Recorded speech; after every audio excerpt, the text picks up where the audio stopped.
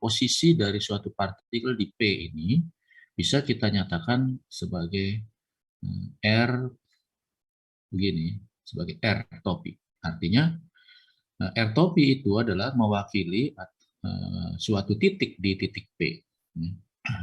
Yang jaraknya sekian dari X, sekian dari Y, dan sekian dari Z. Nah, kita tahu bahwa suatu vektor itu bisa dinyatakan sebagai jumlahan daripada vektor-vektor komponennya. Ya kan? Masih ingatnya? Jadi suatu vektor itu bisa kita tuliskan dalam bentuk vektor-vektor komponennya. Misalnya, saya punya vektor, taruhlah vektor A gitu ya. Vektor A. Ini, maka vektor A itu bisa kita uraikan terhadap vektor posisi komponen vektornya pada sumbu X dan komponen vektornya terhadap sumbu Y.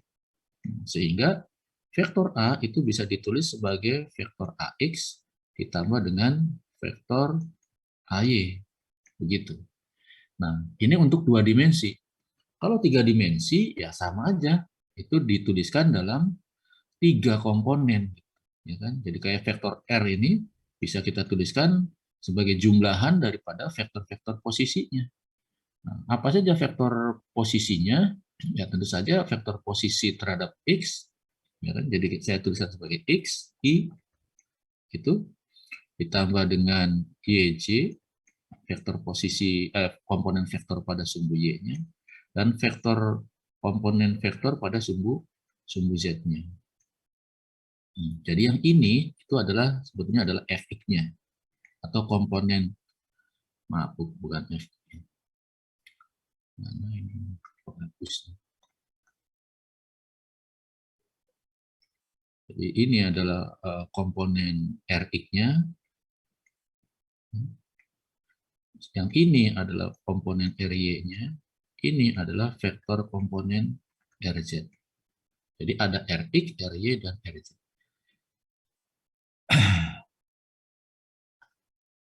Mana itu Rx? Rx itu ini.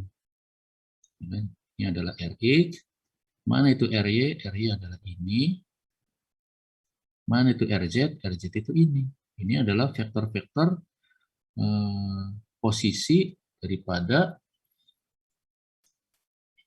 vektor-vektor komponen dari vektor R. Jadi vektor R bisa kita uraikan menjadi 3 vektor di sini. Ada Rx, ada Ry, ada Rz. Kalau kita jumlahkan Ri, Ry, Rz ini sama dengan R vektor Ri. Begitu ininya ya. Idenya. Jadi setiap posisi suatu benda di dalam ruang 3 dimensi bisa dituliskan dalam bentuk jumlahan vektor-vektor komponen dari vektor posisi benda tersebut. Intinya begitu. Paham sampai di sini? Paham, Pak. Oke ya. Pokoknya kalau nanti ada yang kurang jelas, langsung ditanyakan aja. Jangan ditumpuk gitu. Nanti pada akhirnya kalian sendiri yang mengalami kesulitan. Gitu ya. Kalau ada yang kurang jelas, bisa langsung tanyakan saja. Pak, saya mau bertanya. Begitu aja. Sebutkan nama. Ya, misalkan namanya siapa, gitu, terus pertanyaan. Kalau nggak mau ngomong, nggak apa-apa. Tulis aja di chat room. Gitu. Ketik. Nanti kita bahas juga di sini. Ya. Nah, kemudian itu yang kita bahas tadi adalah posisi suatu benda. Kita sudah belajar bahwa posisi suatu benda bisa dinyatakan dalam notasi vektor. Notasi vektor itu biasanya dituliskan sebagai R. Dan R itu adalah merupakan jumlahan daripada vektor-vektor komponen pada masing-masing sumbunya. Oke. Nah, berikutnya, kalau sebuah partikel itu bergerak, jika partikel itu bergerak, maka posisinya itu kan berubah. Ya nggak? Posisi partikelnya itu kan berubah. Berubah terhadap apa? Ya berubah terhadap waktu tentunya. Jadi ketika suatu partikel itu bergerak, maka posisinya itu berubah. Jadi saya tulis di sini. Hmm. Nah, yang di atas nih, ya kan? Jadi kalau umpamanya suatu benda itu bergerak, moving, maka komponen-komponennya daripada vektor itu, komponen of the position vector, yang ini nih, X-nya, ya kan, Y-nya, gitu, Z-nya, itu bukan lagi merupakan variabel konstanta, bukan lagi merupakan suatu konstanta, tetapi sebagai suatu variabel yang tidak konstan besarnya. Jadi X-nya itu merupakan fungsi dari T, Y-nya itu juga merupakan fungsi dari T, Z-nya juga merupakan fungsi dari T. Jika X, Y, Z itu adalah merupakan variabel yang bergantung nilainya pada T, ya kan, maka vektor R ini sebetulnya bukan merupakan vektor yang statik, tetapi vektor yang dinamik, yang terus berubah bergantung pada waktu. Gitu ya. Nah, karena X, Y, Z itu merupakan suatu variabel yang tidak konstan, maka kita bisa menghitung sebetulnya berapa kecepatan gerak, kemudian percepatan gerak yang dinyatakan dari vektor posisinya. Jadi vektor posisi ini bisa menggambarkan gerak benda ya, apabila X, Y, Z itu, apabila komponen-komponennya merupakan fungsi dari waktu. Begitu ininya, ide.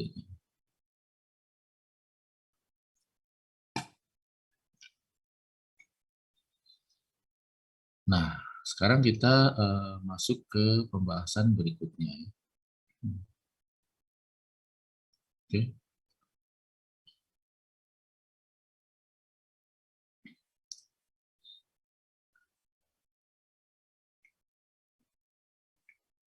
Nah, jadi balik lagi ke tadi, kalau R itu adalah merupakan suatu eh, vektor posisi dari suatu benda, ya, yang mana dinyatakan sebagai XI, YJ, dan ZK, dan XYZ itu, X-nya ini adalah merupakan fungsi dari waktu, kemudian Y-nya juga merupakan fungsi dari waktu, dan Z-nya juga merupakan fungsi dari waktu, maka kita bisa menghitung sebetulnya apa namanya turunan daripada vektor R ini. Jadi dari R ini kita bisa cari sebetulnya kecepatannya. Kita tahu bahwa kecepatan itu kan merupakan turunan dari waktu, dr per dt.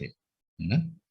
Nah, kalau R-nya adalah ini, maka dr per dt-nya adalah ini. Jadi X-nya kita turunkan, ya kan? Yaitu dx per dt, ditopi begitu. Kemudian ditambah, ya kan, dy per dt j topi ditambah dengan dz per dt k topi.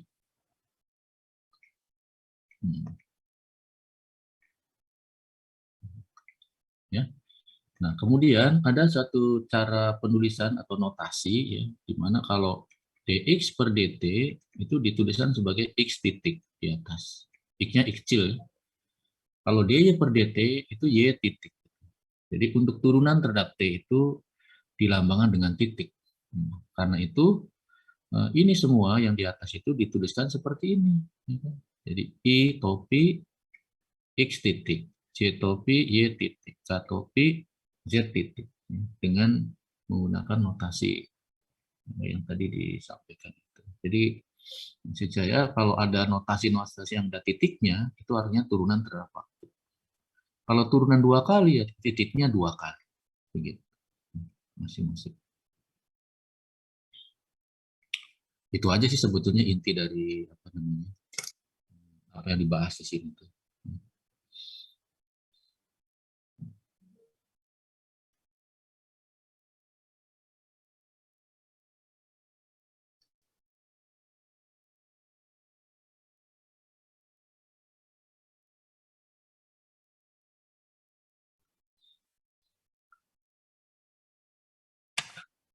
Kemudian apabila kita ingin menghitung besar daripada suatu vektor, ya seperti biasa, ya, itu tinggal mencari akar daripada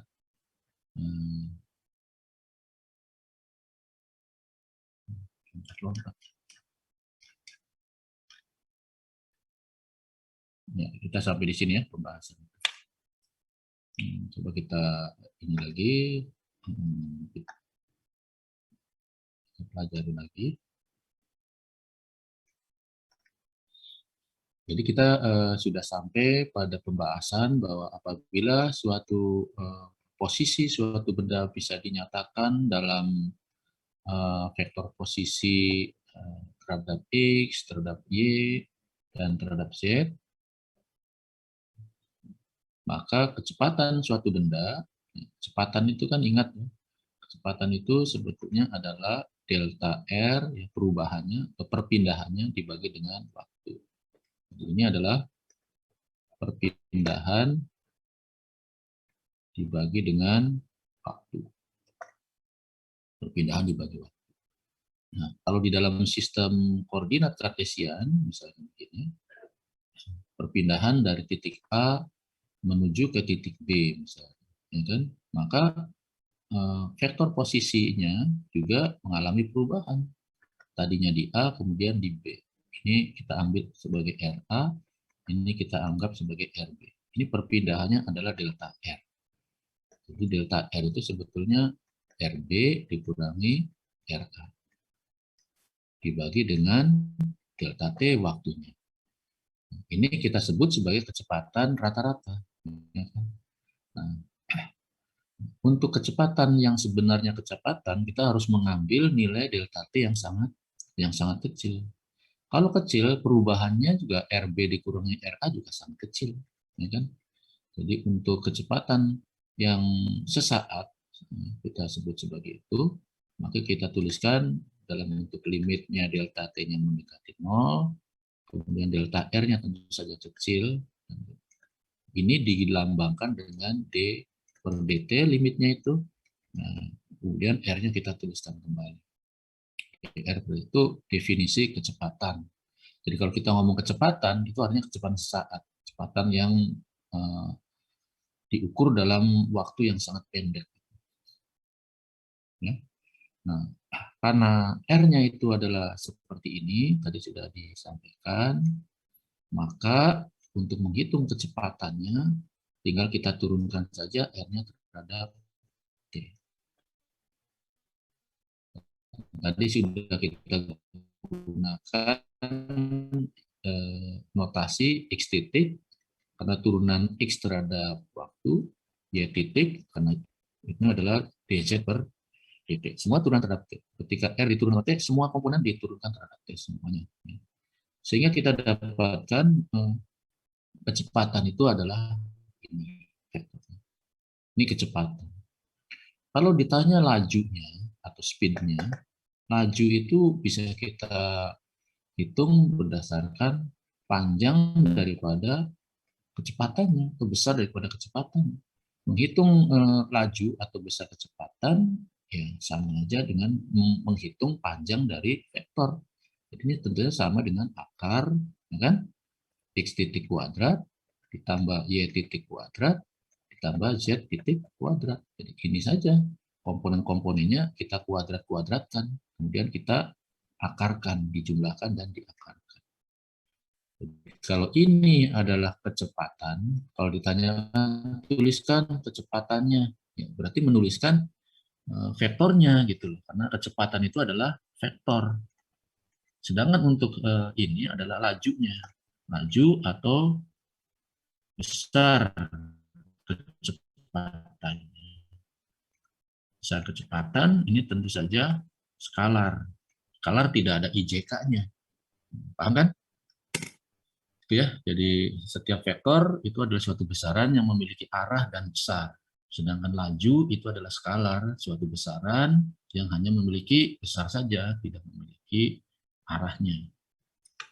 Caranya ya seperti itu. Ya, saya kira cukup jelas lah sampai di sini.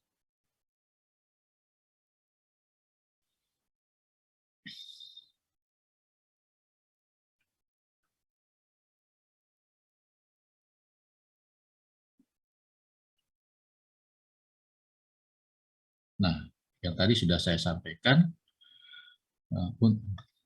kalau kecepatan sudah kita rumuskan, ya kan? Kalau kecepatan tadi itu adalah merupakan turunan vektor posisi terhadap waktu, kalau percepatan itu adalah turunan kecepatan terhadap waktu. Ya kan? Jadi kalau kita lihat di sini, A itu adalah turunan kecepatan terhadap waktu.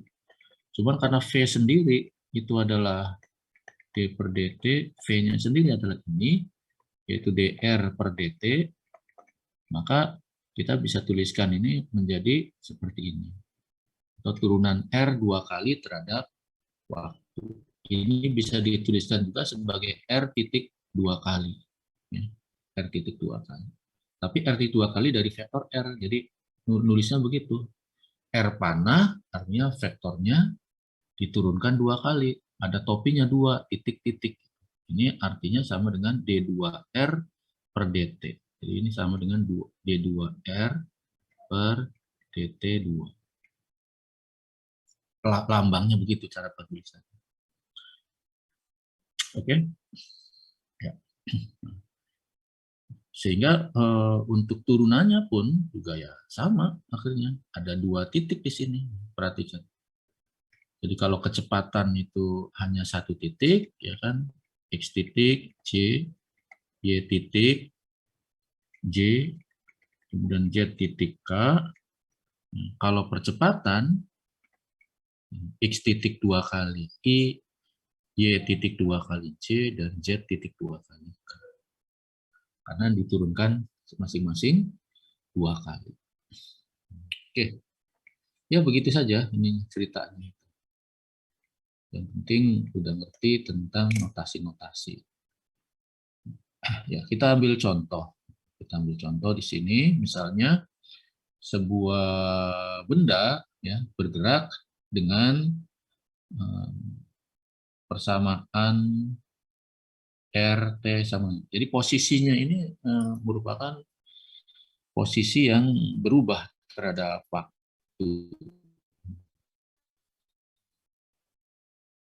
Coba kita cek, kita cek sama-sama di sini.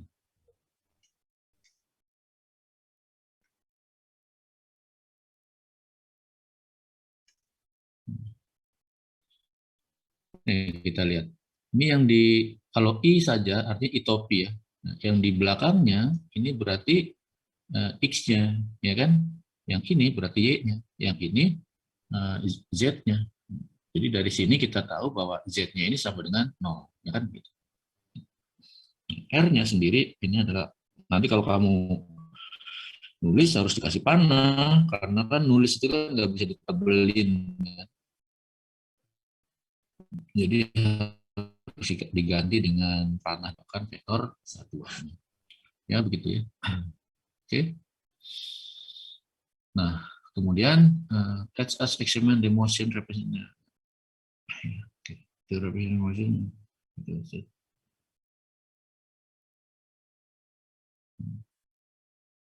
Dari sini kita bisa cari kecepatan daripada gerak benda itu. Kecepatannya tentu saja persamaan juga. Ya kan?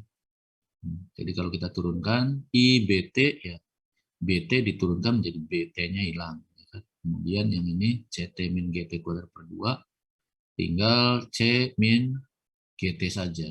Kuadrat ke depan dan seterusnya. Ya, seperti itu. Kemudian dari kecepatan bisa dicari percepatannya. Karena percepatannya turunan daripada kecepatan. Ini sebagai contoh saja, sebagai contoh bagaimana kita menurunkan kecepatan dan percepatan ketika gerak daripada suatu benda bisa dituliskan dalam bentuk persamaan vektor. Ya, dapatnya pun juga vektor. Itu contohnya, bisa dilihat juga di bukunya Vols. Berikutnya kita lihat. Nah ini setelah kecepatan dihitung, maka kita bisa cari berapa lajunya atau besar kecepatannya. Jadi ini adalah kecepatannya dan ini dihitung adalah lajunya, speed, yaitu besar kecepatan. Ya kan tadi sudah kita katakan ya tinggal dikuadratkan aja komponen-komponen. Ada B, ada C min GT, tinggal dikuadratkan, dijumlahkan, diakarkan. Sudah kita dapatkan speed. Ya. Speed. Ya.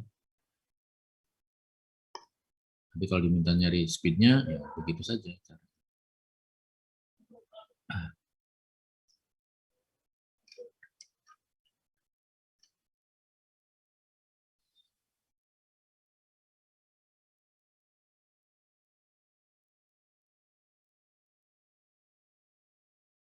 contoh lain lagi nih, misalnya sebuah benda partikel bergerak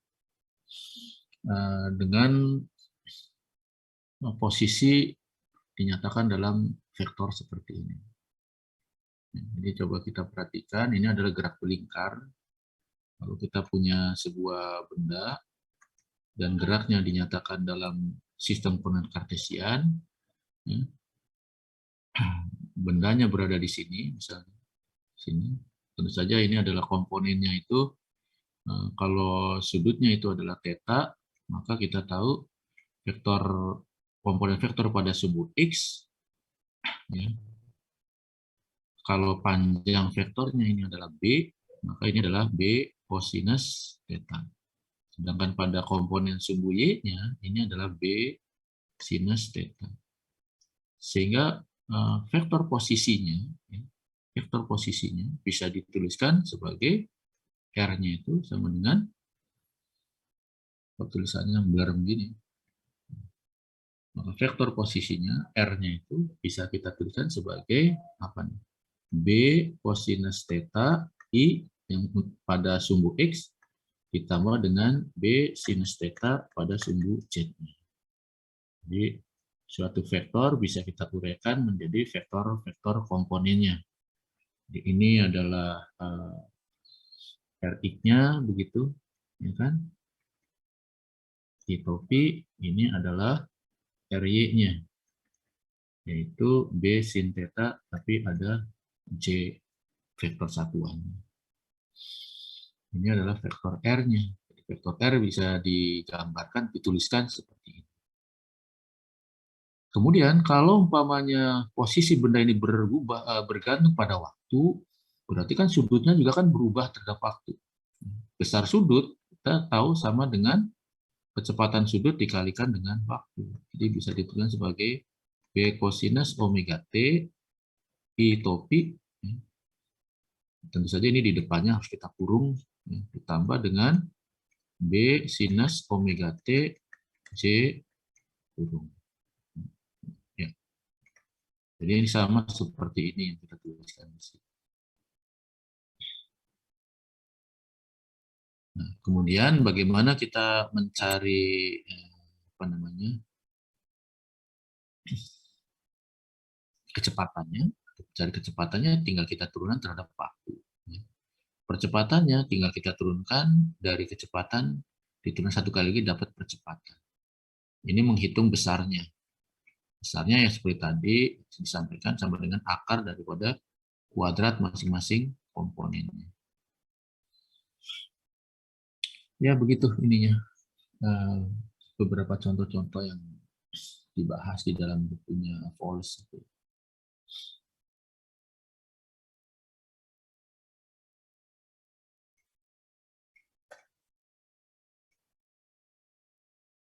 Ya, di sini kan juga lagi-lagi begitu ya. Jadi menghitung percepatannya sama dengan turunan daripada kecepatan.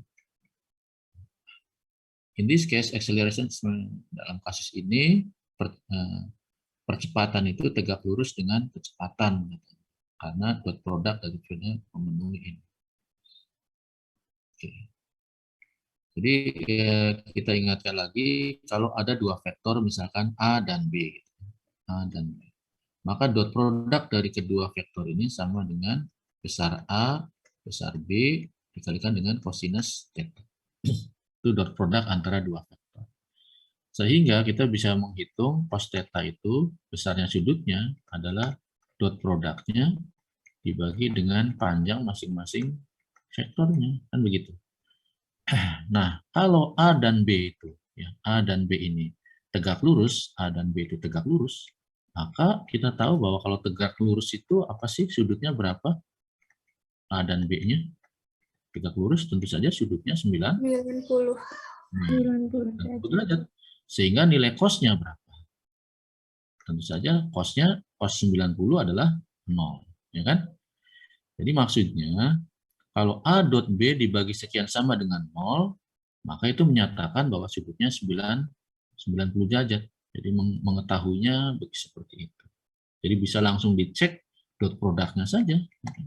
Jika dot produk kedua vektor ini ternyata 0, maka otomatis ini sudut antara keduanya sama dengan 90 derajat. Jika A dot B-nya itu ternyata sama dengan A dikalikan B, ini jelas bahwa sudutnya adalah 0 derajat. Dari definisi ini yang di atas ini. Dari definisi ini kita bisa menggunakannya untuk mengecek apakah vektor itu tegak lurus atau tidak. Nah, dari contoh yang ada di sebelah kiri ini ternyata ya dot produknya V dot A ini ternyata sama dengan 0. Itu menunjukkan bahwa V dan A itu tegak lurus. Ya, memang betul sih kalau kita lihat suatu benda yang bergerak melingkar ya kan, di titik ini misalkan pas di titik ini kan, maka kan kecepatan kan arahnya ke sana. Sedangkan percepatan kan arahnya ke sana. Kecepatan sentrifugalnya. Jadi antara A dengan V itu memang tegak lurus. Jadi sesuai dengan hitungan vektor kita.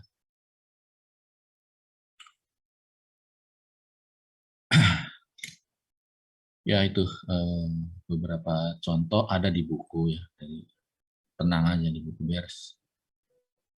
Tinggal dipelajari aja, diikutin.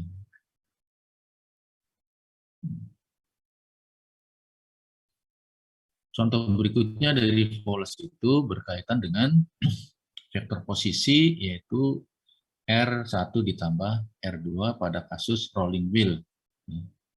Rolling wheel R1-nya itu adalah B omega T ditambah JB, R2-nya IB sin omega T sama dengan sekian. J-nya itu adalah sama dengan B, kemudian I-nya itu bergerak sesuai dengan B dikalikan omega T. Ini ada di mana? 1, 10, 2. Kita cari gambarnya ya. Ini.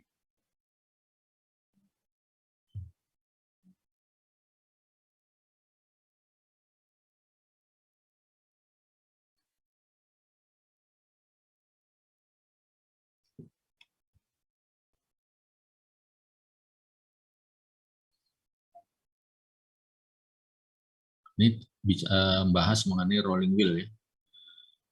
Rolling wheel itu adalah suatu cakram yang menggelinding. Cakram yang menggelinding. Nah, bagaimana kita bisa mengetahui kecepatan daripada partikel yang ada di cakram itu? Oke. Kalau cakramnya diem, berputar, maka persamaan geraknya otomatis bisa dituliskan seperti tadi. Coba kita pelajari ya. Pakai warna apa nih? Warna merah aja. Coba kita perhatikan di sini. Misalnya saya punya sebuah cakram. Sorry ya, ini sebenarnya pusatnya di sini ceritanya. Punya cakram. Kemudian sumbunya ada di titik ini. X, Y-nya di sini. Kemudian cakram saya putar ke kiri. Oke? Maka setiap partikel yang ada dalam cakram, dia akan bergerak dengan kecepatan melingkar tentu saja. Anggaplah kecepatannya itu adalah sebesar V. Ya kan? Nah, bagaimana merumuskannya? V-nya sama dengan berapa? Nah, V ini bisa kita hitung dari turunan R terhadap T. Tinggal kita turunkan aja R-nya. Ya kan? Begitu ininya, idenya. R itu apa sih? R itu adalah vektor posisi titik ini terhadap sumbunya. Nah, R-nya itu bisa kita rumuskan sebagai penjumlahan antara komponen Rx dan komponen Ri. Seperti tadi lagi, ya kan? Jadi, ini adalah sama dengan Rx ditambah Ri. Nah, Rx sendiri bagaimana? Rx sendiri adalah panjang vektor R-nya dikalikan dengan kosinus omega T I topi ditambah dengan R sinus omega T J topi. Begitu. Sehingga kalau kita turunkan nanti akan kita dapatkan masing-masing ya. Vx I ditambah Vy Vj. Tinggal nanti Vx dan ini diturunkan dari sini. Untuk Vx-nya silakan diturunkan terhadap X, diturunkan terhadap T, otomatis ini sama dengan R, omega, cos-nya menjadi sin, dan minus. Nah itu, kalau bendanya ini hanya berputar dan tidak bergerak. Tapi rolling wheel ini beda. Selain dia berputar, dia juga bertranslasi, berpindah ke sana, ke kanan. Paham maksudnya?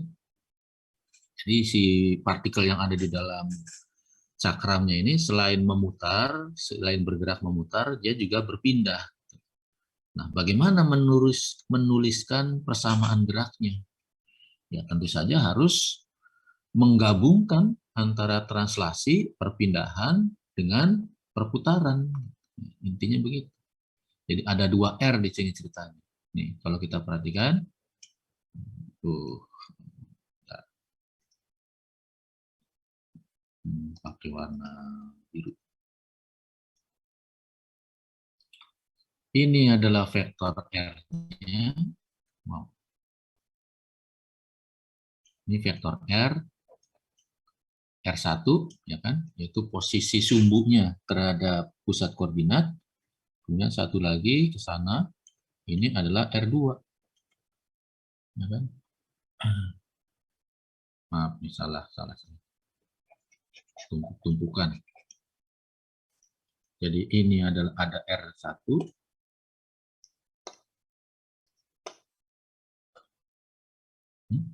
Hilang. Kemana itu?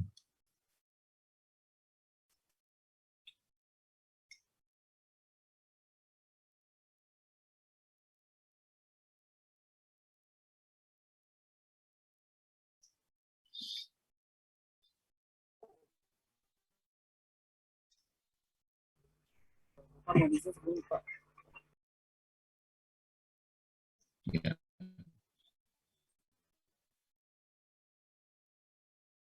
Jadi posisi sumbunya ini menyatakan pergerakan ke kanannya, translasinya. Posisi terpusat itu adalah R1. Kemudian posisi daripada partikel yang berputar itu dihitung daripada pusat, ya, daripada pusat lingkarannya. Ini kita sebut sebagai R2, begitu. Sehingga posisi daripada partikel ini kita nyatakan sebagai R. R, posisi partikel P ini sama dengan R1, yaitu dengan posisi atau jarak, ya, posisi P terhadap pusatnya, yaitu R2. Seperti itu. Nah, R2 ini adalah persamaan lingkaran, sedang R1 adalah persamaan translasi. Tinggal kita lihat saja untuk translasi itu bagaimana kita menuliskannya.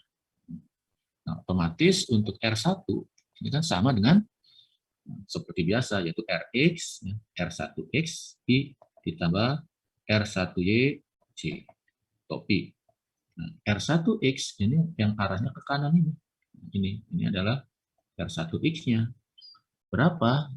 Ya, tergantung pada sudutnya. Ya kan? Berapa sudut antara titik ini ke sini. Nah, sudutnya bisa kita tentukan berarti ini sama dengan panjangnya R1 misalkan sebagai efek daripada jaraknya, kemudian dikalikan dengan cos theta, I ditambah dengan R1. Nah, untuk yang sebelah kanannya atau atasnya, ini kan R1 sin theta, tapi kan dia diam gitu.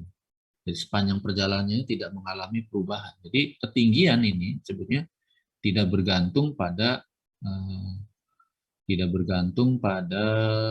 sudutnya, ya kan? Karena kalau dia bergerak ke kanan, ketinggian daripada pusat lingkaran ini tetap, itu setinggi B. Sehingga saya bisa menuliskannya sebagai B dikalikan dengan J. Kalau R1 memang bergerak ya akan berubah sudutnya. Semakin jauh, ya kan misalkan dia ada di sini lingkarannya. Oke, maka pusatnya tetap di sini, ya, tapi kita lihat nih, tuh, ya kan, tuh, susah juga ya bikin garis. Nah, ya kan, jadi R1 itu berubah-ubah sudutnya, makin jauh ya tentu saja akan menuju ke titik nol gitu. Semakin jauh coba ya geser lagi, geser lagi, geser lagi kan makin makin mendekat makin gede sudutnya. Ya kan, makin ke sana semakin kecil semakin kecil. Jadi ada hubungan antara sudut dengan jarak ya, jarak roda terhadap pusatnya. Sedangkan ketinggiannya tidak mengalami perubahan, tingginya tetap setinggi B. Jadi saya tuliskan BJ saja. Nah, tetanya ini berubah, ya kan? Berubah terhadap waktu, tidak statik, sehingga saya bisa tuliskan sudut itu kan kecepatan sudut dikalikan dengan T. Ya. Sedangkan ini adalah topinya. Ya, kita bisa tuliskan seperti itu. Untuk menyatakan komponen vektor pada arah sumbu X untuk R1. Ya kan? Sedangkan untuk R2, ini kan sebetulnya bisa kita nyatakan sebagai perubahan sudutnya ya, dengan kecepatan sudutnya seperti ini. Yang R cos omega T ditambah dengan R sin omega T. Coba kita cek ke atas dari persamaannya itu. Nah, di sini kan dari soalnya itu R-nya sendiri sama dengan IB omega T ditambah, nah, di sini ada B omega T. Kalau kita lihat di situ. Sedangkan J-nya selalu sama dengan B ketinggiannya. Tapi untuk ke kanan, jarak ke kanannya sama dengan B dikalikan omega T. Kenapa? Ya, karena ketika dalam posisi tertentu nilai cosinus itu mendekati nilai yang sama dengan B omega T-nya.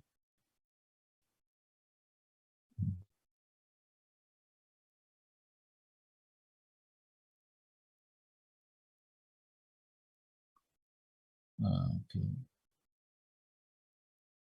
Kita balik lagi ke sini lagi.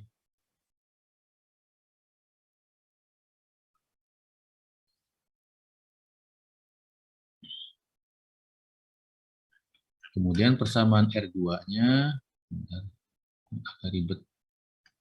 R2-nya ya ini, ya kan? B sin omega T dikalikan dengan B cos omega T. Tergantung menggunakan sudutnya dari mana, ya kan? Kalau memang sudutnya dihitung dari mana nih? Apa terhadap sumbu X atau terhadap sumbu Y ini? Nah, kemudian tinggal kita jumlahkan. Kalau masing-masing R-nya sudah dapat, maka V-nya tinggal kita cari V1 dan V2-nya. Nah, kecepatan totalnya sama dengan V1 ditambah V2. Jadi harus cari V1-nya berapa, V2-nya berapa.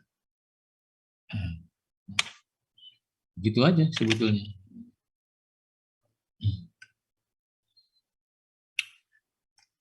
Ya, mungkin sampai di sini ada yang ingin ditanyakan.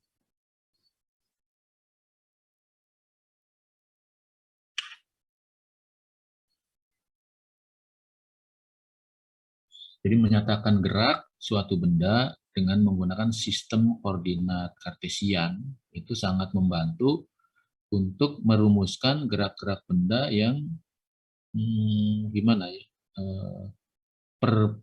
pergeserannya, ya, perpindahannya itu bukan hanya ditentukan oleh satu saja, satu komponen saja, tapi bisa untuk multi komponen. Misalnya pada gerak seperti ini, gerak wheel atau gerak cakram gitu ya. Wheel itu kalau bahasa Indonesianya cakram, cakram yang menggelinding. Cakram itu lingkaran yang tipis gitu loh, gelinding, tapi menggelinding. bagaimana merumuskan posisi dari benda yang berputarnya. Jadi selain berputar, dia akan berpindah ke sana. Bagaimana merumuskan dalam bentuk persamaan matematiknya? Itu bisa digunakan menggunakan persamaan vektor untuk sistem koordinat Kartesian. Jadi itu intinya, kenapa kita perlu belajar kinematika ya, untuk gerak dalam 2 dimensi, misalnya dalam contoh ini, karena banyak sekali fenomena-fenomena fisika itu membutuhkan perumusan-perumusan matematik menggunakan vektor, dan ini sangat efektif, sangat membantu. Kalau kita tidak belajar tentang vektor posisi, ya kita akan kesulitan merumuskan gerak bendanya. Oke, begitu.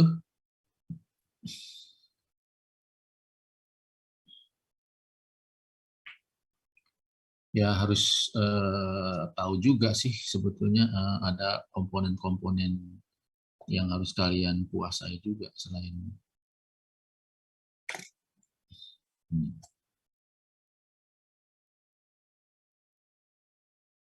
yang tadi saya sampaikan ya.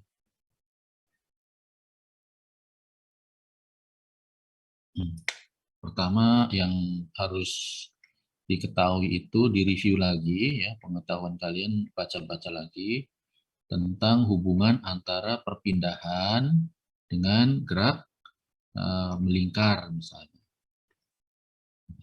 Jadi kalau kita lihat misalkan ini adalah ininya lantainya, ini adalah lingkaran cakram yang bergerak menggelinding ke kanan, berapa pindahnya ya kan? Berapa pindahnya ketika cakram ini bergerak melingkar, jadi gelinding gitu. Ya kan? Kalau umpamanya cakram itu bergerak ke kanan, muter ke kanan, putaran sudut dengan perpindahannya itu harus ada rumusan. Coba kalau kita perhatikan di sini, misalnya cakram berada di A titik. Kemudian dalam waktu T, misalnya dalam waktu T detik, dari titik ini dia sampai ke titik B. Nah, kita tahu bahwa untuk satu putaran penuh, dalam satu putaran, jadi cakramnya kita gelindingkan ke kanan, satu putaran, berapa yang ditempuhnya ya sama dengan keliling lingkaran, ya kan? Jadi kalau lingkarannya ini adalah misalnya jari-jarinya itu adalah B, maka keliling lingkaran, kita sebut sebagai S saja. Keliling lingkaran itu rumusnya bagaimana? Kalau PR kuadrat kan luas ya. Kalau keliling lingkaran? 2pi, 2pr. 2pr. Nah, kalau R-nya sama dengan B, ya 2pb gitu ya. 2pb. Itu untuk satu kali lingkaran, satu kali putaran. Jadi cakramnya kita gelindingkan dari titik A kembali ke titik A. Oke? Maka yang ditempuhnya secara total itu sebetulnya sama dengan keliling lingkaran.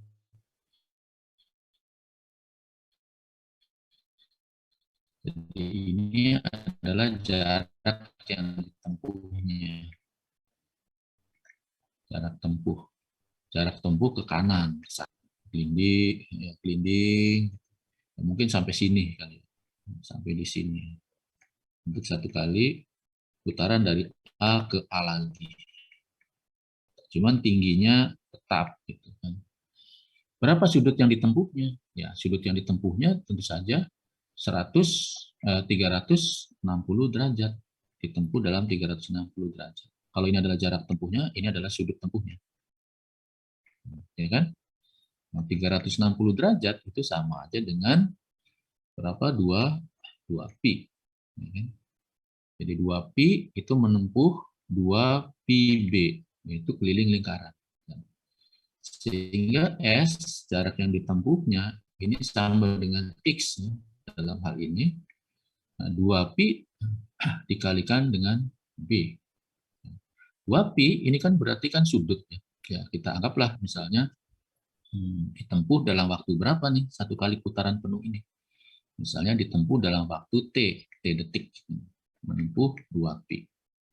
Berapa kecepatan sudutnya?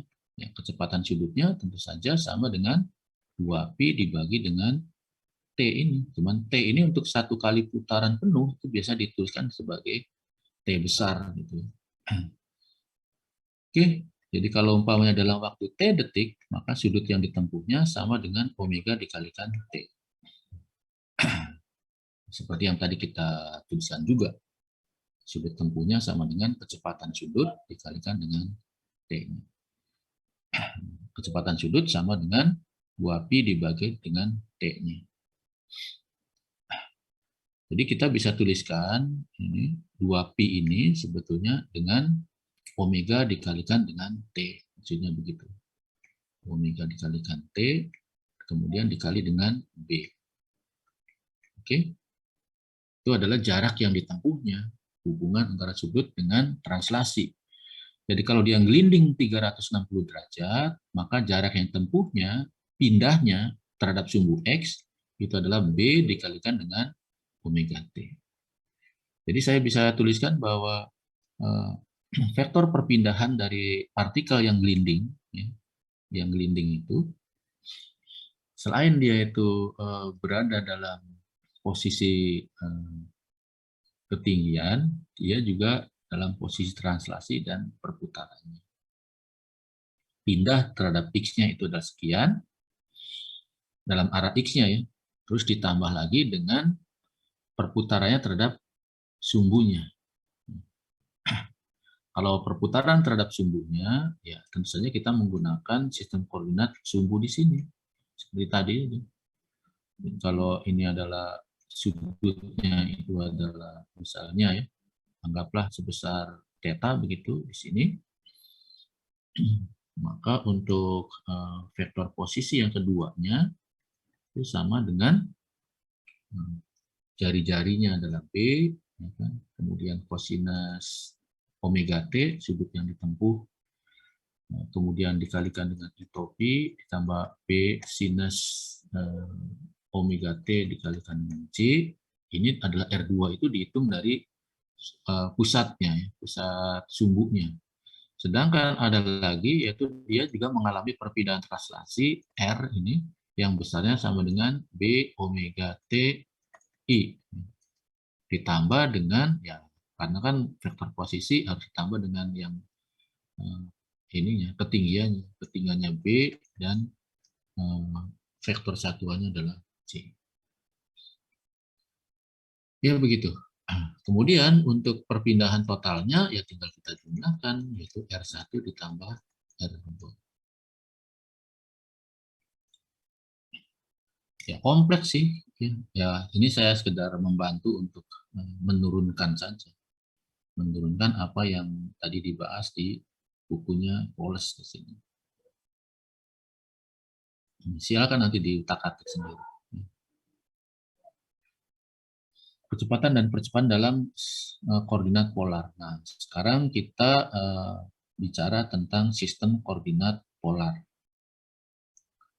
Kalau dalam sistem koordinat kartesian, posisi dari suatu benda itu dinyatakan sebagai X topi, Y topi, dan seterusnya. Kita ingatkan lagi apa yang sudah kita tuliskan tadi, bahwa dalam sistem koordinat kartesian, suatu partikel posisinya dinyatakan sebagai XY, YJ, dan ZK, topi. Nah, topinya semua. Tetapi kalau dalam sistem koordinat polar, posisi suatu partikel R itu dituliskan sebagai R topi. R ini sebetulnya adalah vektor satuan R. Saya tuliskan saja sebagai R topi. Biasanya begitu. Seperti apa penggambarannya? Kalau sistem koordinat kartesian itu kan untuk yang dua dimensi dulu aja. Dalam dua dimensi X dan Y, posisi partikel P di sini bisa kita nyatakan dalam suatu vektor R, dan vektor R itu adalah XY ditambah YJ, tergantung komponen terhadap sumbu X dan sumbu Y. Sedangkan dalam sistem koordinat polar, posisi dari benda itu hanya dinyatakan dengan R dan sudutnya. Itu. R dan sudutnya. R topi. Sedangkan yang namanya R topi itu ini, yaitu suatu vektor satuan yang mengarah keluar dari titik pusat koordinatnya. Vektor R topi itu arahnya radial dan panjangnya 1. Jadi R topi itu kalau kita cari panjangnya 1. Sama lah seperti I topi juga kan. I topi juga kan panjangnya 1. J topi juga sama. Ini vektor satuan, semua besarannya 1. Ya begitu ininya, idenya.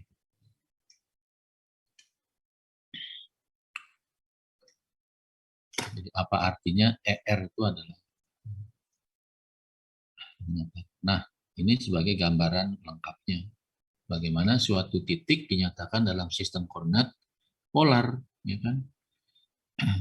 Tentu saja, misalnya titiknya ada di sini, titik P-nya, maka dalam sistem koordinat polar, posisi daripada benda ini dinyatakan dengan R dan arahnya. Jadi dituliskan di sini dalam sinkronis sama dengan R dikalikan dengan R topi.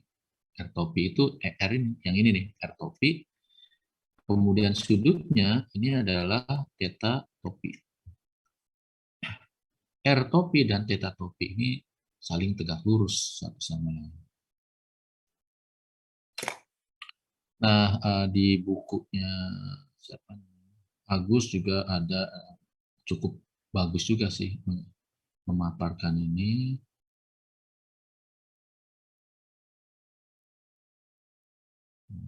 Hilang.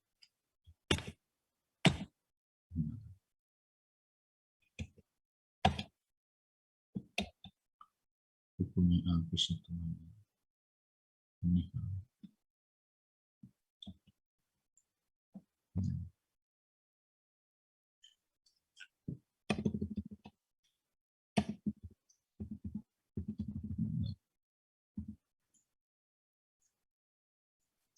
Nih. Jadi kita sudah bla bla bla membahas sistem koordinat bola.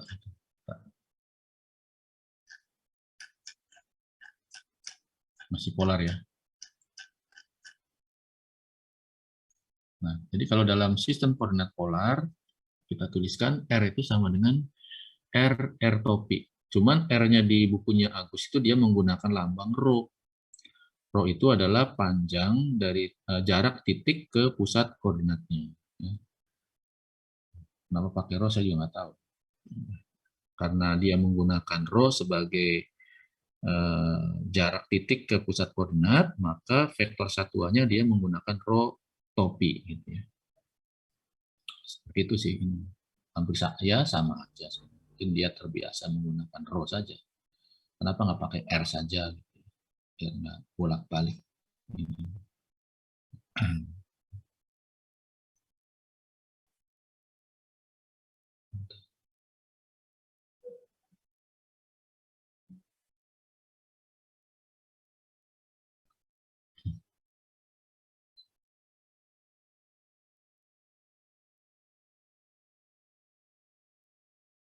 Oke.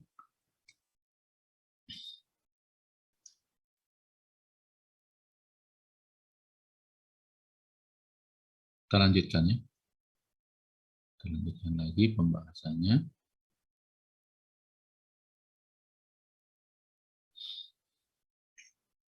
Jadi kita tadi sudah membahas bahwa di dalam sistem koordinat polar, posisi suatu benda, misalkan ada pada jarak R dari pusatnya, dituliskan sebagai R topi dengan dalam sistem koordinat polar. Nah, bagaimana sekarang untuk menghitung atau menentukan kecepatannya? Ya, kecepatan itu kan kita sudah tahu ya, merupakan turunan R terhadap T. Merupakan turunan R terhadap T. Nah, karena R-nya itu merupakan kombinasi dari dua variabel, yaitu R dan R topi, maka turunannya ini menjadi turunan, kalau kita tuliskan di sini, sama dengan D per DT, turunan daripada dua variabel ini, yaitu R dan R topi. Kalau kita turunkan, maka kita kena undang-undang UV. Ingat kan? Jadi kalau turunan daripada U dan V sama dengan bagaimana turunannya? Ya, U aksen, V ditambah UV aksen. Ya kan begitu? Jadi R kita turunkan dulu terhadap T, yaitu R titik, kemudian diturunkan sebagai V-nya, jadi U aksen V ditambah UV aksen. U, V aksen itu berarti R topi diturunkan, dititikkan. Begitu ya. Nah, kalau dituliskan secara eksplisit, kita bisa tuliskan R, ini R topi diturunkan, berarti D per DT daripada R topi. Seperti itu ininya, penulisannya. Sama seperti yang di sini, kalau kita lihat itu. Ya kan? R titik, R topi, cuma di sana menggunakan ER. Itu vektor satuan R. Saya pakai R topi saja biar mudah. Kemudian ada R dan DR topi per DT. Nah, yang belum selesai itu adalah turunan DR topi terhadap DT. Berapa DR topi per DT? Ya. Berapa turunan DR topi terhadap T?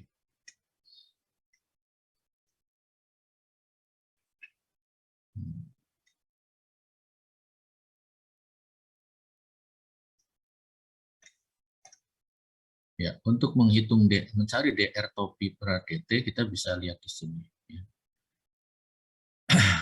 Dia bilang, delta bagaimanapun yang namanya D per DT itu kan, berarti kan delta R topi per DT untuk limit delta T yang sangat kecil. Nah, ini dia menggunakan pendekatan seperti ini. Jadi dihitungnya berdasarkan delta T, delta theta dikalikan dengan theta topi untuk delta R-nya. Delta R itu, delta R topi dinyatakan sebagai sama dengan delta theta topi. Kalau ini tegak lurus dan sangat kecil. Kemudian kalau kita ikuti penjabarannya, kita akan sampai kepada suatu kesimpulan seperti ini. Jadi kalau kita ikuti turunannya tadi, maka DR topi per DT itu sama dengan R theta titik. Jadi dari hitungan tadi yang diturunkan oleh Fowlers, kita ketemu bahwa DR topi per DT itu ternyata sama dengan theta titik theta topi. Sehingga untuk kecepatan dalam sistem koordinat polar itu sama dengan R titik R topi ditambah R theta titik theta topi. Nah, ini ya begitu ya. Jadi R-nya dinyatakan sebagai R topi, kemudian kecepatannya adalah R titik R topi ditambah R theta titik theta topi. Jadi nggak segampang untuk seperti sistem koordinat kartesian, ya kan?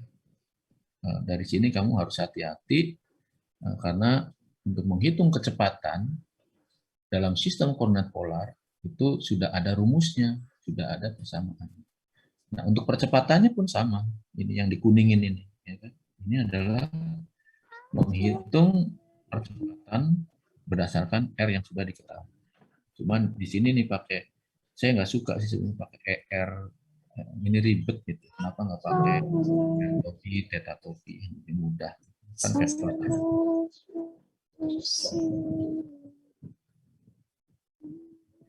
Ya, begitu. jelaskan. Naila, Ya, Kak Kaisa marah nih ya. Kecilin gak, Nay? Naila?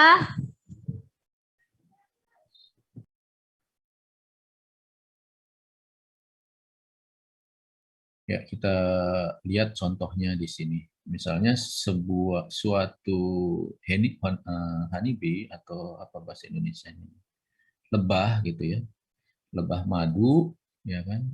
On it if a spiral path, bergerak dengan melintir seperti spiral gitu, sedemikian rupa sehingga jaraknya itu menurun, ya kan? At a constant rate, dengan laju yang konstan, yaitu R sama dengan B min CT. While the angular speed increase, ketika kecepatannya itu meningkat pada suatu laju konstan, yaitu sebesar KT, itu theta titik.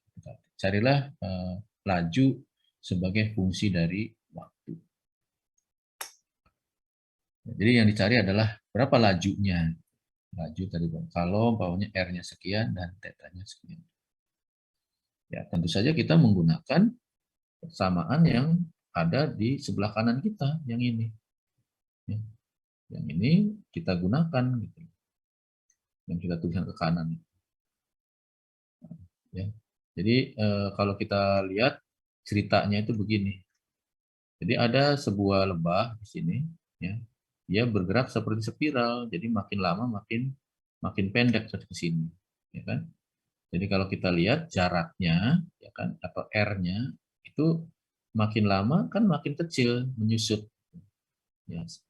Nah, ini nih sebesar penyusutannya bagaimana untuk R-nya? R-nya itu menyusutnya adalah B dikurangi C kali T. Jadi semakin waktunya semakin panjang, ya tentu saja CT-nya semakin besar, ya kan? Jadi pengurangnya semakin besar, B awalnya tetap, ya semakin kecil lama-lama. Kemudian sudutnya juga berubah, ya kan? Jadi dia muter dengan kecepatan konstan, kecepatan sudut yang konstan. Jadi tetanya ini sama dengan teta titik, itu kecepatannya, kecepatan sudut. Jadi omega itu sama dengan teta titik sama dengan K dikalikan dengan T. Jadi semakin lama putarannya semakin kenceng, makin dekat makin kenceng, makin kenceng, makin kenceng. Nah, yang kalau umpamanya situasinya seperti ini, kalau kondisinya seperti ini, yang ditanyakan itu berapa lajunya per detiknya, tik-tik laju laju putaran daripada si lalatnya itu bagaimana? Bukannya lajunya itu KT ini, Pak. Ini kecepatan sudut, bukan kecepatan meter per detiknya. Jadi kalau theta titik itu satuannya adalah radian per detiknya, kecepatan muternya, ya kan? Sedangkan yang kita minta adalah speed atau laju. Lajunya itu berapa meter per detik. Untuk mengetahui lajunya, otomatis kita harus menghitung V. Kita tahu bahwa V itu kalau dalam sistem koordinat kartesian sama dengan polar adalah R topi, R titik topi ditambah R theta titik theta topi. Oke. Ini. Nah, R-nya kan diketahui yaitu B min CT. Jadi kita bisa hitung R titiknya. Berapa R titiknya?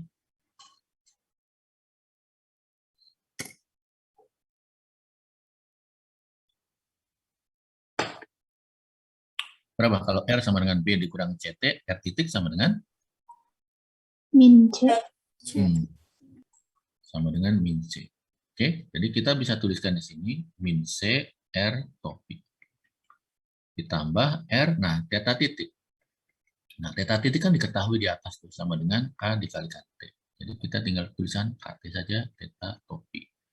Jadi ini adalah kecepatannya, kecepatan dari si lebah itu.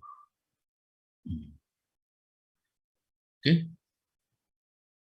kecepatan daripada lebah sudah bisa kita tuliskan di sini. Min C, sebentar. Waduh, sorry, R-nya belum ditulis. Bentar. ada yang kelewatan nih R-nya, ya kan? Jadi min C dikalikan R topi ditambah R, nah R-nya diganti. Nah, R itu kan ini, ya kan? Ini R-nya, yaitu B min CT. R-nya itu, H-nya sih tetap, T-nya tetap, theta topi. Ya begitu ininya, cara menuliskannya. Ini adalah kecepatannya. Tinggal kita cari lajunya. Ya, laju itu besar daripada vektornya. Ya sudah. Komponennya aja yang di depan kan min C, kemudian yang di depannya theta topi, yang di depannya topi-topi aja ya, yang perlu kita tuliskan. Jadi ini adalah komponen theta-nya dan ini adalah komponen R-nya. Nah, jadi bisa dikatakan ini sebagai komponen R dan komponen theta. Jadi untuk menghitung berapa lajunya, ini bukan R ya, V. Menghitung lajunya, ini sama dengan, sebenarnya V ini adalah, yang di depan ini adalah VR-nya, R topi, yang di depannya theta, ini adalah komponen V topinya. Jadi saya bisa tuliskan V sama dengan VR R topi, ditambah V theta, theta topi. Lajunya bagaimana? Laju itu sebetulnya besar daripada kecepatan. Ya, V itu. Ini sama dengan V. Sama dengan akar. Akar daripada VR kuadrat ditambah V theta kuadrat. Gitu. Tinggal kamu masukkan aja. VR-nya kan min C. Min C dikuadratkan ya, C kuadrat. Kemudian V theta. V theta kan ada B min CT dikalikan dengan KT. Nih. Ya, semuanya kita kuadratkan. Samalah seperti, hasilnya sama seperti ini. Itu untuk menghitung laju putaran lebah ketika dia bergerak seperti itu, spiral.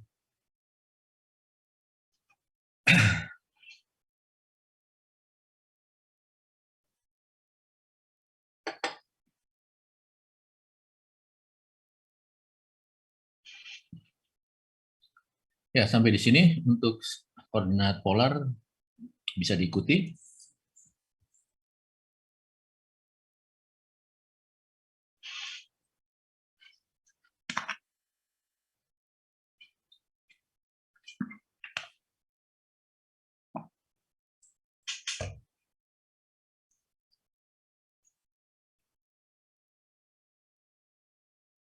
Ya, nanti harus ya banyak latihan ya di sini.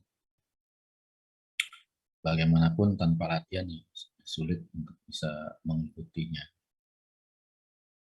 Latihan banyak soal-soal dari polos, dari tadi juga.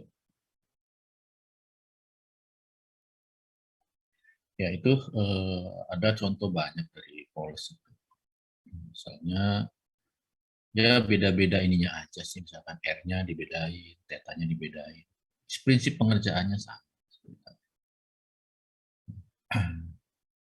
Kemudian ada sistem koordinat silinder dan ada sistem koordinat bulat. Sistem koordinat silinder itu sebetulnya bisa dinyatakan sebagai R topi ditambah dengan Z K topi sebetulnya. Jadi gabungan antara sistem koordinat polar yang ditambah dengan Z saja sebetulnya. Karena kan dalam sistem koordinat silinder itu kan sebetulnya untuk menggambarkan gerak-gerak benda yang melintir tapi naik turun gitu. Jadi kita lihat misalnya ini adalah X-nya, ini Y-nya, ini misalkan Z-nya. Ya kan? Jadi kalau umpamanya ada suatu benda seperti tadi, ya, bergerak begini, tapi ke atas gitu. Nah, jadi selain melintir, juga ke atas. Ketika dia melintir, mengikuti sistem koordinat polar, tetapi naik ke atas, jadi ditambah. Jadi kalau kita perhatikan di sini, ini adalah gerak melingkarnya, ya kan? Gerak perputarannya. Yang ini adalah gerak ke atasnya atau ke bawahnya pada arah sumbu Z. Sehingga suatu titik yang bergerak di dalam sistem koordinat silinder itu dirumuskan sebagai R, ya kan? R topi ditambah dengan Z K topi. Ya, ini. Ya kan? R itu adalah apa? Jari-jari, ya kan? Jari-jari gerakan daripada benda itu berapa jauh dari pusatnya, gitu. Karena kan dia muter seperti tong, gitu. Tahu kan ya? Kayak drum gitu kan. Jadi muter ke atas atau ke bawah juga boleh, tapi yang jelas naik turun. Kalau plus ZK ini geraknya ke atas, ya. Tapi kalau min ZK ini geraknya ke bawah, muter tapi ke bawah, muter ke atas atau muter ke bawah. Dalam contoh ini R-nya tetap ya. Kalau sistem koordinat silinder itu biasanya R-nya tetap. Tapi sebenarnya tidak menutup kemungkinan kalau R-nya berubah. Misalnya tadinya kecil jadi gede tapi ke atas gitu. Ya, bisa juga itu. Nyatakan dengan sistem koordinat silinder tapi dengan R yang berubah membesar atau mengecil.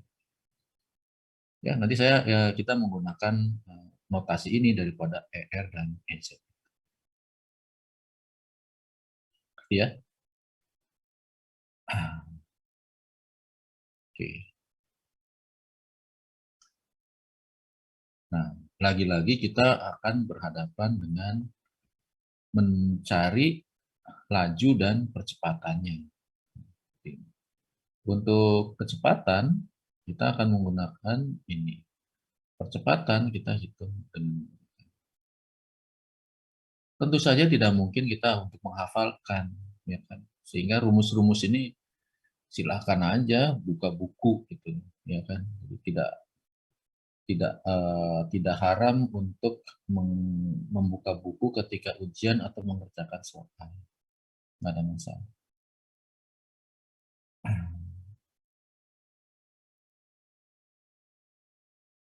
Jadi kalau secara prinsip sebetulnya sama dengan apa yang sudah kita pelajari sebelumnya.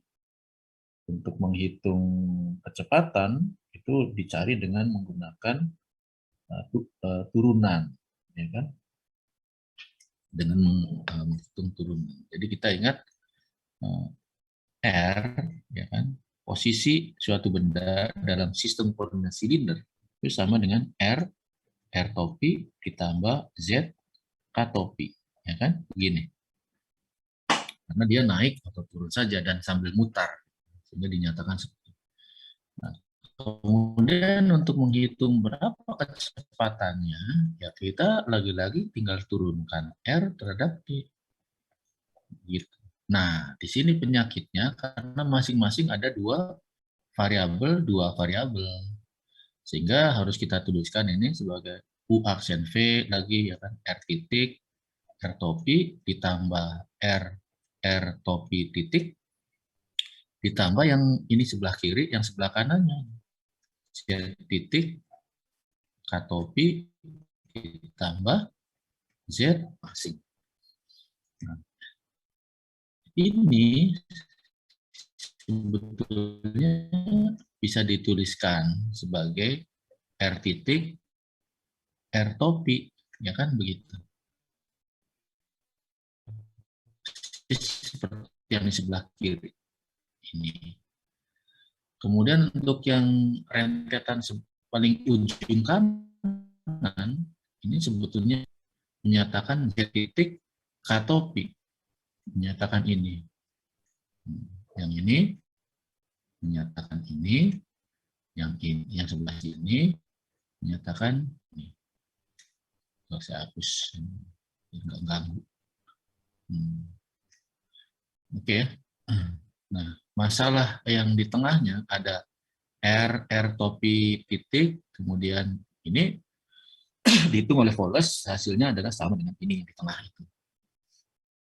Sama dengan R, P titik, kemudian P topi. Ya. Jadi kalau kita tuliskan sebutnya V-nya itu sama dengan R titik, R topi, ditambah R, P titik, P topi, begitu. Ditambah dengan Z titik, K topi. Ini untuk menghitung kecepatannya untuk gerak benda di dalam sistem koordinat silinder. Nah, P itu yang mana, R yang mana, K yang mana. Ya, ini lagi, kita ke sini lagi, ke XYZ lagi. Ini adalah silinder kita. Oke. Nah, seperti ini. Kemudian, ini adalah pusat koordinatnya. Kita hapus ini. Begitu. Nah, ini. Nah, kalau ada suatu benda misalkan ada di sini, di titik P, ya, kemudian tentu saja jaraknya itu adalah R ke sana. Oke. Kemudian Z itu adalah ketinggiannya. Jadi kalau Z itu adalah tingginya dari pusat, dari sumbu X, atau dalam hal ini dalam sumbu Y, ke atasnya itu Z-nya, R-nya itu sananya. Nah, kemudian apalagi yang perlu kita ketahui tentang P-nya. P itu tentu saja berkaitan dengan sudutnya. Ya. Berkaitan dengan sudut.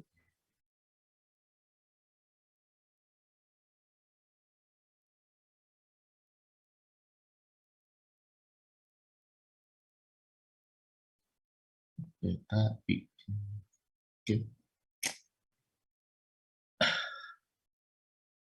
Jadi di mana ketinggiannya itu sudah jelas, kemudian di mana posisinya, sorry, bukan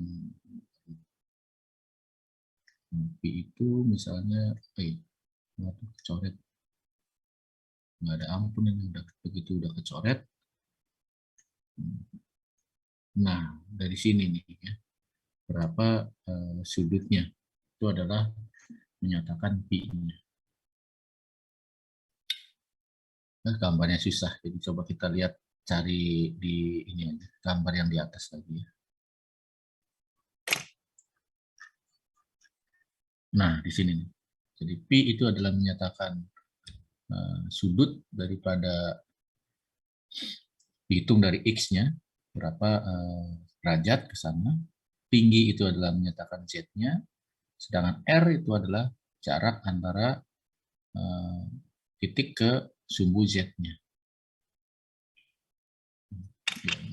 Ada satu yang kelupaan di sini.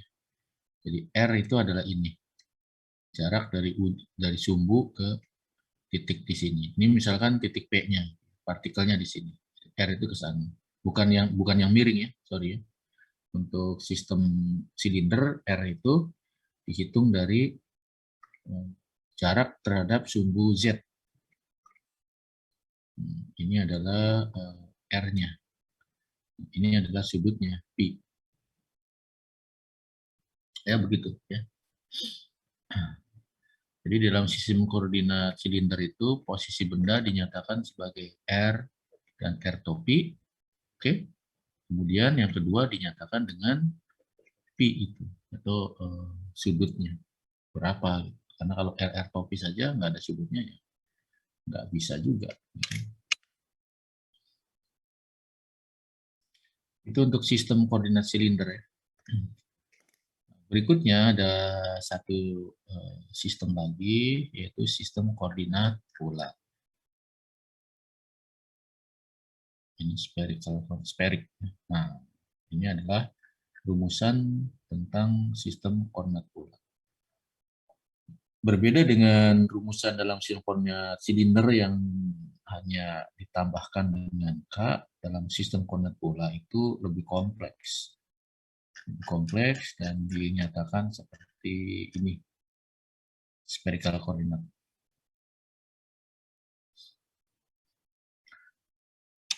Hampir mirip sih sebetulnya ya, cuman nanti rentetan daripada pemecahannya ini pun juga sama ya. Pada dasarnya kita nanti akan menggunakan rumus-rumus jadi seperti ini. Tuh.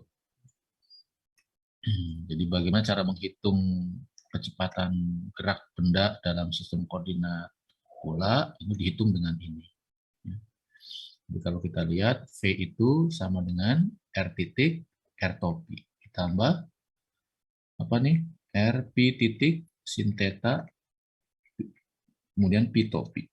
Ada satu lagi yaitu R theta titik, theta topi. Jadi ada 3 variabel menyatakan suatu titik di dalam sistem koordinat pola itu, yaitu R, theta, dan pi. Jadi kalau kita buatkan dalam bentuk ininya, sistemnya, ini kan suatu titik, taruhlah misalkan ini adalah titik P, ya kan? Nah, ini dinyatakan seperti begini. Jadi pertama oleh R-nya, jarak terhadap pusat polanya berapa, kemudian berapa sudutnya terhadap sumbu X, kemudian juga berapa sudutnya dari bidang datar kita, ini adalah tetanya, jadi R, theta, pi, 3 variabel untuk menyatakan titik di dalam sistem koordinat pola. Menghitung kecepatannya, ya menggunakan persamaan seperti ini. Untuk menghitung percepatannya, bagaimana? Ya sepanjang ini nih, ya kan? Hitungnya. Gitu. Oh, panjang banget yang dihitung. Sistem bola itu. Lebih rumit dibanding dengan sistem silinder, apalagi dibandingkan dengan sistem koordinat polar. Jadi polar termasuk yang ringan. Karena polar itu kan cuma muter-muter doang satu bidang. Kalau ini kan ya tiga dimensi bergeraknya. Ya. Sebetulnya silinder juga 3 dimensi, cuman hanya naik turun aja untuk variabel kedua. Kalau bola itu kan semua arah dia, ya kan, terhadap theta, terhadap R berubah, terhadap P juga bisa berubah.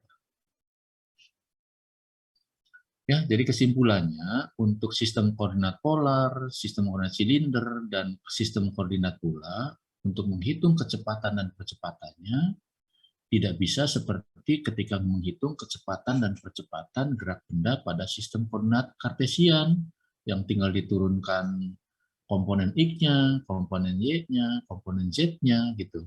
Itu aja.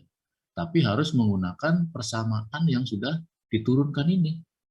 Ya kan? Dan Anda nggak perlu menghafalkan, ya kan? Yang penting tahu aja. Nanti bisa mencontek dari sini rumus dasarnya. Tinggal kita ganti dengan menggunakan sesuai dengan soal atau persoalan yang kita hadapi. Nah, begitu aja. Ya. Nah, ini ada contoh-contoh, misalnya ini di dalam sistem koordinat silinder, di mana R-nya itu sama dengan B, P-nya sama dengan omega T, dan Z-nya sama dengan ZT. Berarti Z-nya ini naik nih. Coba Z itu kan ketinggiannya ya. Jadi kalau ketinggiannya itu berubah seperti ini, berarti T bergerak, Z bergerak, naik. Nah, kemudian sudutnya ini sama dengan omega T. Berarti kan dia muter. Omega itu kecepatan sudut dikalikan dengan T. Ini sudutnya. Jadi sudutnya bergerak, kemudian Z-nya naik. Sedangkan R-nya ini konstan.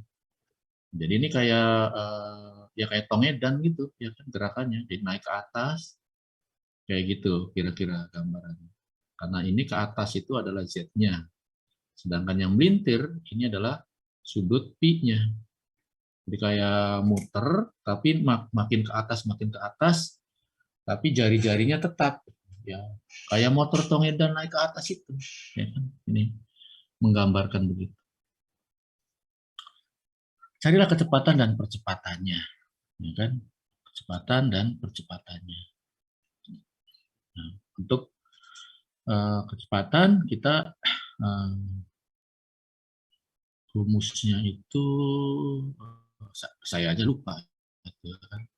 Bagaimana tadi itu? V sama dengan, ada yang ingat nggak? Ada depannya R topi, ya kan? Nah, kalau nggak salah, kemudian ada Pi-nya, ada Pi topi, kemudian ada satu lagi K topi. Ini adalah R-nya, waktu yang di tengah-tengahnya ini nih, yang kita nggak hafal, ya kan? Coba kita naikkan ke atas. Dia juga nggak menuliskan lagi. Harusnya dituliskan dulu tuh rumusnya. Sistem koordinat. Nah, ini. Jadi R titik, R titik, kita tulis aja di sini. R titik, R topi, kemudian R P titik P topi, ya kan? Kemudian Z titik K. Z titik K topi. Itu. Kita balik lagi ke bawah.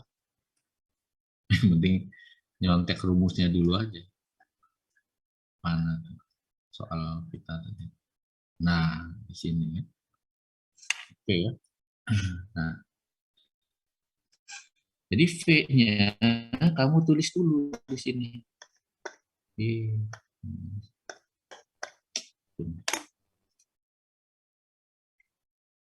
Jadi rumus dasarnya Anda tuliskan dulu. Habis itu kita cari-cari. Apa yang dicari? Yang pertama R titik. Ya, dari mana? Ya, dari sini. Ya, dari sini bisa dicari R titiknya. Ya, kan? Dari P yang diketahui bisa cari P titiknya. Untuk Z titik diambil ini. Gitu ininya. Idenya itu. Nah, kalau R sama dengan B, maka R titik sama dengan turunannya. Ya. Kalau konstanta diturunkan terhadap T, ya 0. Ya kan? Untuk ini. Bila ini.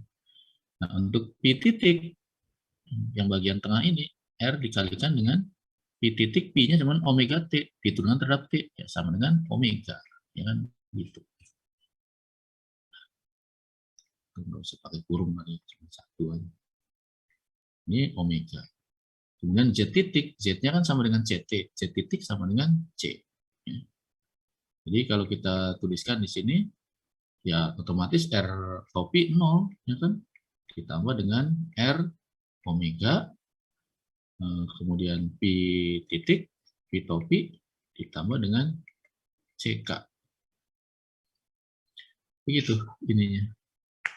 Nah, kalau R-nya sama dengan B, ya tinggal kita ganti, ya kan? R-nya sama dengan B sini. Ini juga sama sih, R-nya kita ganti dengan B.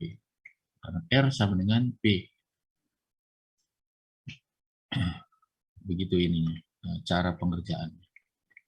Nah, kalau kita coba bandingkan dengan hasil kita yang ini, dengan yang didapat oleh Fowles, ya sama.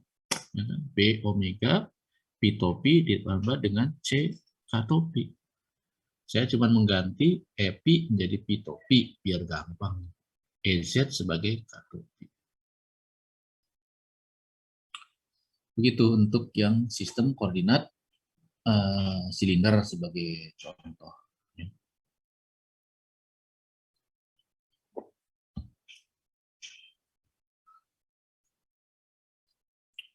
Oke, mungkin bisa diikuti ya.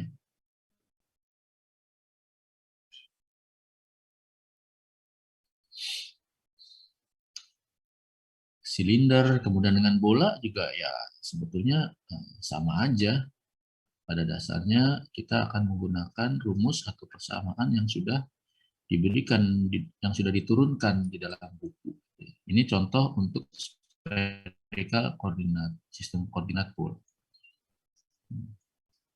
Misalnya sebuah benda ini lagi-lagi menggunakan wheel, yaitu cakram gitu ya. Cakram ditusuk gitu, ini besi ditusuk ke sana, tapi cakramnya muter, tapi nanti cakram itu muter juga gitu. Jadi selain berputar terhadap sumbunya, ini juga ininya penyangganya juga muter ke kanan gitu.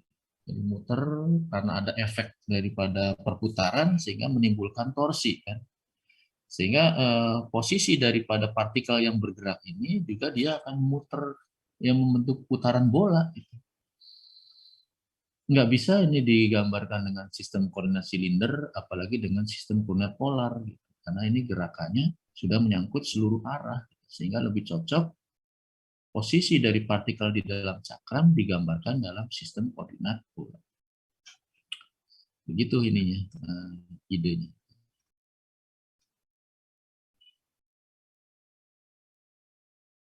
Nah, yang rumit itu sebenarnya menggambarkan persamaannya, ya kan?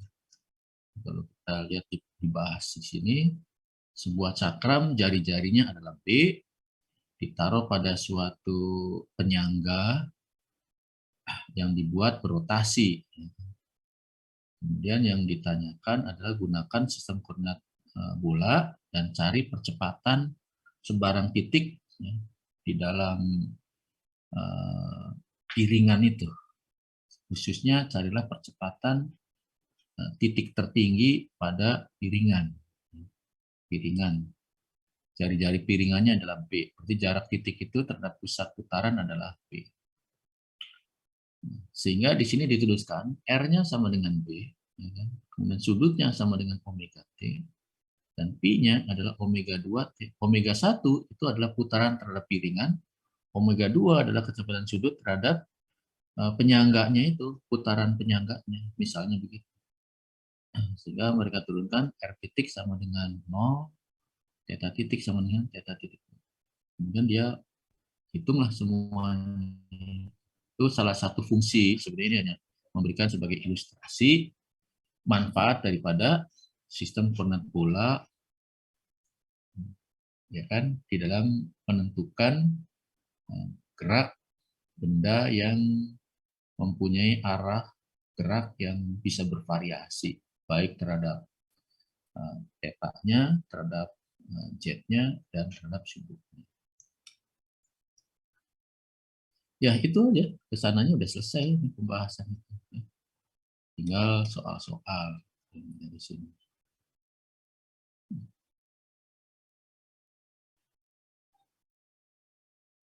Nih untuk yang terakhir, koordinat bola, misalnya sebuah bola, ya, an occurrence on surface of ball. Jadi pada sebuah apa nih? Occurrence on surface of the ball. Ada bola, jari-jarinya itu adalah B, sedemikian rupa sehingga gerak daripada semut itu diberikan pada sistem koordinat bola, R-nya adalah B, P-nya adalah sekian, dan θ-nya sama dengan sekian. Carilah kecepatan, nah, speed itu laju ya, laju semut sebagai fungsi dari waktu. Ya pokoknya pakai persamaan kecepatan dulu dihitung, setelah kecepatan dapat kemudian dihitung lajunya. Oke, nggak susah sih sebetulnya, ya tekun aja. Posisi partikel sebagai fungsi seperti ini, yaitu R sama dengan I dan J-nya sekian. Sket misalkan trajektori. Ini sistem koordinat apa nih kalau ditulis begini? I dalam kurung 1 min E pangkat min KT ditambah J E pangkat KT. Itu penulisan posisi benda dalam sistem koordinat apa? Kartesian. Kartesian. Ya, karena kelihatan dari I topi dan J topi, ya kan? Sedangkan bola kelihatan dari R, theta, dan Pi-nya. Kalau sistem koordinat silinder, di sini silinder, kelihatan dari mana? Karena ada Z di sini, ya kan? Jadi R, P, Z. Nah, itu cirinya. Berarti dia dalam sistem koordinat silinder gitu. Ya dari contoh-contoh tadi saya yakin mahasiswa kalian bisa mengerjakan soal-soal yang diberikan oleh Voles di sini. Ya itu saja ininya pembahasan untuk siang hari ini. Saya kira udah semuanya sudah dibahas semua dari mulai vektor, ya kan, kemudian gerak benda pada sistem koordinat polar, silinder, dan pool. Mungkin ada yang mau ditanyakan sampai di sini?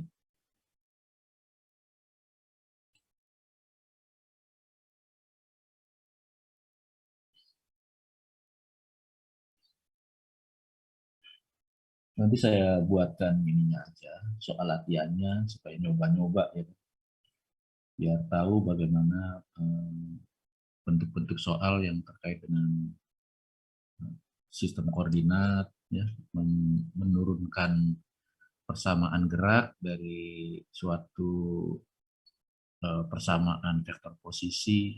Nanti dari situ juga akan terbiasa juga bertemu dengan problem-problem seperti ini. Sebenarnya mekanika klasik itu masuk ke wilayah fisika teori sih, lebih ininya, lebih tepat. Ya itulah ininya, pokok bahasan kita untuk sore ini. Nanti minggu berikutnya, untuk besok itu kan biasa ya Pak, membahas mengenai soal seperti itu, tidak masuk ke materi dulu. Kemudian untuk mekanika Newtonian ini kita mulai saja di minggu depan.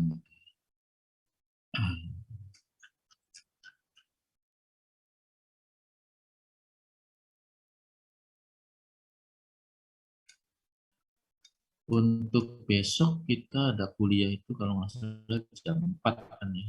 Kita ambil hanya 1 jam aja. Itu juga hanya latihan-latihan soal, latihan kecil. Karena kalau 2 hari berturutan dengan materi terus, ya berat juga. Yang ini belum dikuasai, sudah masuk ke materi berikutnya tentang dinamika Newtonian misalnya. Wah, kapan ini? Kapan bisa menyelesaikan soalnya? Hasilnya juga nggak ada. Cuman dapat pusing kan. Jadi tidak seringnya tuh saya tidak tercapai tujuannya. Karena mahasiswa tetap aja banyak yang kecil-kecil yang belum paham, tapi terlewat gitu karena mengejar materi. Saya pikir sebaiknya begitu. Materi tiap minggu saja, untuk hari yang keduanya itu bisa untuk digunakan latihan-latihan.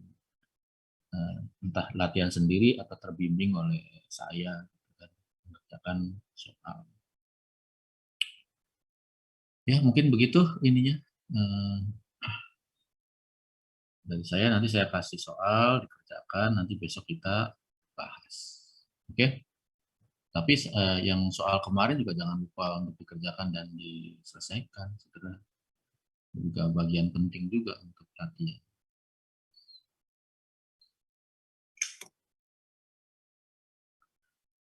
Baik, saya kira cukup kalau memang tidak ada yang ditanyakan, kuliah kita close aja sampai 2 jam, saya kira cukup. Jangan disamakan dengan perkuliahan offline di kelas, 4 SKS, bisa dibilang ya 4 kali 50 menit. Tapi kalau kuliah online ini ya lebih konsentrasinya lebih capek sebetulnya dibanding dengan kuliah offline. Nggak bisa untuk full. Kalau full ya dua-duanya pusing, mahasiswa juga. Karena kita nggak ada tatap muka sih. Itu aja. Dan menggunakan whiteboard juga ya tahu sendiri nggak begitu efektif kan. Apalagi tidak sambil mengerjakan latihan, wah lebih parah. Ya mungkin itu saja saya kira. Terima kasih semuanya. Selamat sore. Assalamualaikum warahmatullahi wabarakatuh.